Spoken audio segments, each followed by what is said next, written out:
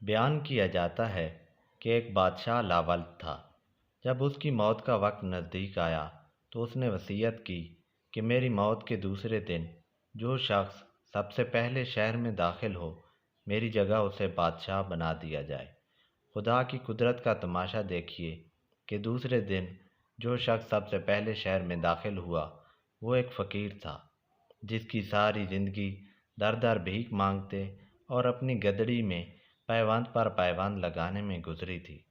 امیروں وزیروں نے بادشاہ کی وصیت کے مطابق اسے بادشاہ بنا دیا اور وہ تاج و تخت اور خزانوں کا مالک بن کر بہت شان سے زندگی گزارنے لگا۔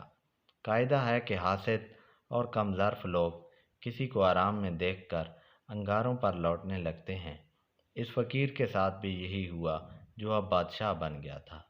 اس کے دربار کے کچھ امراء نے آس پاس کے حکمرانوں سے ساز باز کر کے ملک پر حملہ کروا دیا اور بہت سا علاقہ حملہ آوروں نے فتح کر لیا۔ اس حادثے کی وجہ سے فقیر بادشاہ بہت افسردہ رہنے لگا۔ انہی دنوں اس کا ایک ساتھی فقیر ادھر آ نکلا اور اپنے یار کو ایسی حالت میں دیکھ کر بہت خوش ہوا۔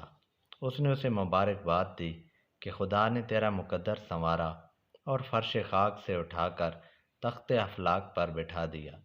فقیر کی یہ بات بالکل درست تھی۔ کہاں در در کی بھیک مانگنا اور کہاں تخت سلطنت پر جلوہ افروز ہونا، لیکن اس شخص کو تو اب بادشاہ بن جانے کی خوشی سے زیادہ ملک کا کچھ حصہ چھن جانے کا غم تھا۔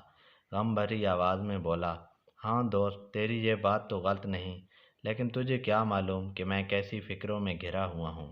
تجھے تو صرف اپنی 2 روٹیوں کی فکر ہوگی، لیکن مجھے ساری رعایا کی فکر ہے۔ دنیا کا تو یہ حال ہے کہ اگر ہمیں یہ حاصل نہ ہو تو مفلس ہونے کا غم کرتے ہیں، اور جب حاصل ہو جاتی ہے تو اس کی محبت میں ہر چیز کو بھلا دیتے ہیں۔ سچ تو یہ ہے کہ دنیا سے بڑھ کر کوئی بلا نہیں۔ مزید ایسی ویڈیوز کے لیے چینل سبسکرائب کریں۔ شکریہ۔